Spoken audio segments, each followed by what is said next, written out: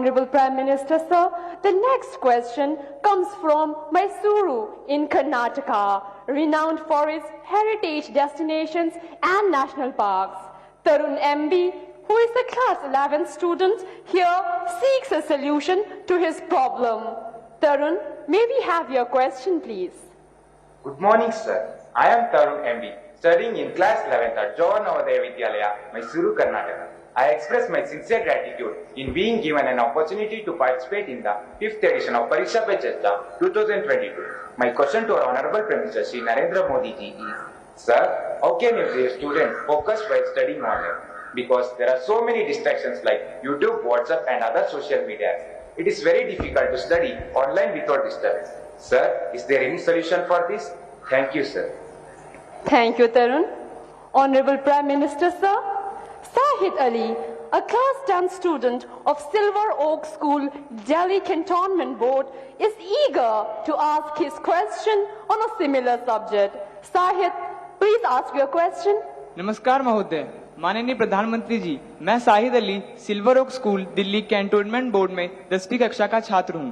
पिछले 2 वर्षों से हम अपनी पढ़ाई ऑनलाइन मोड में कर रहे हैं। इंटरनेट के इस्तेमाल से हम में से बहुत से बच्चों में सोशल मीडिया और ऑनलाइन गेमिंग की एडिक्शन सी हो गई है।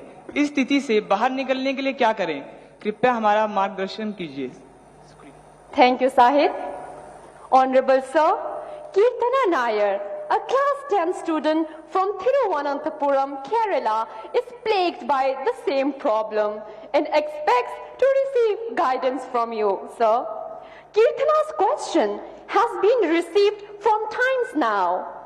Kirtana, please ask your question.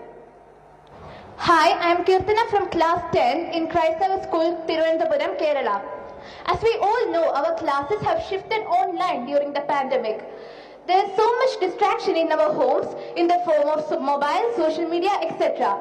Sir, so my question is, how can we improve the learning through online classes? Thank you, Kirtana. Honorable Sir, online education has challenged not only students but teachers too. Mr. Chandra Chudeshwaran M., a teacher from Krishnagiri, seeks guidance and direction from you. Sir, please ask your question. Namaste, Honorable Prime Minister, sir. I am Chandra Chudeshwaran from the Ashok Leyland School, Hosur, Tamil Nadu. My question is, as a teacher, conducting online teaching and learning has become a challenge. How best to face it, sir? Dhanyavad, Mahoday. Thank you, sir. Honorable Prime Minister, sir, Tarun, Sahid, Kirtana and Chandra Chudeshwaran, sir, are all anxious about the online education has caused them to addicted to and distracted by social media during the last 2 years. Honorable sir, from different parts of the country, we have received many similar questions. Out of those, these are the selected ones that sum up everyone's concerns. I request you to please guide them, sir. मेरे मन में एक सवाल आता है कि क्या आप लोगों ने बताया कि इधर इधर भटक जाते हैं। थोड़ा अपने आप को पूछिए कि जब आप ऑनलाइन रीडिंग करते हैं तो सचमुच में रीडिंग करते हैं कि रील देखते हैं।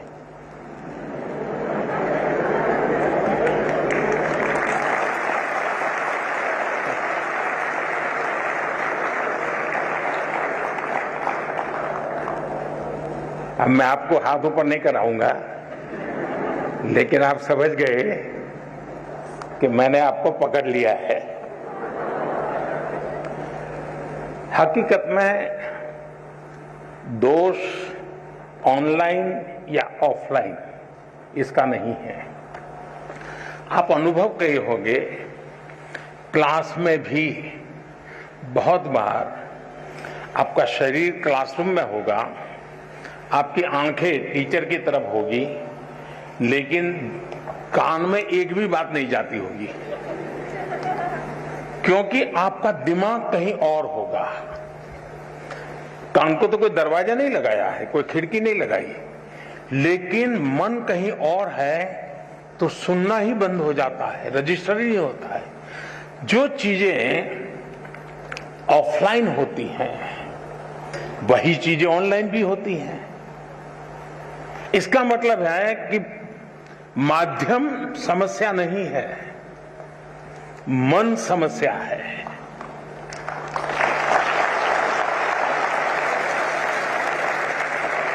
माध्यम ऑनलाइन हो या ऑफलाइन, अगर मेरा मन पूरी तरह उससे जुड़ा हुआ है, उसमें डूबा हुआ है,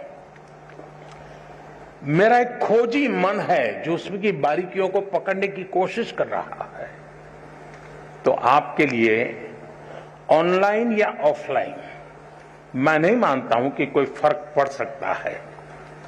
और इसलिए हम जैसे युग बदलता है तो माध्यम भी बदलते रहते हैं। अब पहले के जमाने में जो गुरुकुल चलते थे सदियों पहले, सहस्त्र वर्ष पहले, तो वहां तो प्रिंटिंग पेपर भी नहीं थे, तो उस समय कोई किताब भी नहीं थी, तो ऐसे ही कंठस्थ सब चलता था। तो उनकी श्रवण शक्ति इतनी तेज रहती थी कि सुनते थे और उसको कंठस्थ कर लेते थे, और पीढ़ी दर पीढ़ी कान के द्वारा सीख करके, बाद में युग बदल गया, प्रिंटेड मटेरियल आ गया, किताबें आने लगी, तो लोगों ने उसमें ढाल दिया। ये इवोल्यूशन लगातार चलता रहा है, ये और यही तो मानव जीवन की विशेषता है। तो वो इवोल्यूशन का एक हिस्सा है कि आज हम डिजिटल गैजेट के माध्यम से, नए टेक्नोलॉजिकल टूल के माध्यम से बड़ी आसानी से चीजों को प्राप्त कर सकते हैं और बड़े व्यापक रूप से प्राप्त कर सकते हैं। इसे हमने एक अपॉर्चुनिटी मानना चाहिए, हमने इसे समस्या नहीं मानना चाहिए। लेकिन ये भी सही है कि कभी हमने एक कोशिश करनी चाहिए, हम ऑनलाइन हमारी पढ़ाई को एक रिवॉर्ड के रूप में अपने टाइम टेबल में रख सकते हैं। मुझे पक्का विश्वास है कि मान लीजिए आपने आपके टीचर के द्वारा मिली हुई नोट्स और स्टैंडर्ड मटेरियल कहीं आपको ऑनलाइन अवेलेबल है, दोनों को बराबर देखेंगे तो आप ही उसका वैल्यू एडिशन कर सकते हैं। आप कहेंगे हाँ टीचर ने इतना बताया था, मुझे इतना याद रहा था, लेकिन यहां दो चीजें मुझे अच्छी मिल गई है, अच्छे तरीके से मिल गई है, मैं दोनों का जोड़ कर दूंगा, तो वो आपकी ताकत बहुत बढ़ा देंगे। ऑनलाइन का दूसरा लाभ ये है, आखिरकार शिक्षा का एक हिस्सा है ज्ञान अर्जन करना। अब ऑनलाइन और ऑफलाइन का सिद्धांत क्या हो सकता है? मैं मानता हूं ऑनलाइन पाने के लिए है, ऑफलाइन बनने के लिए है।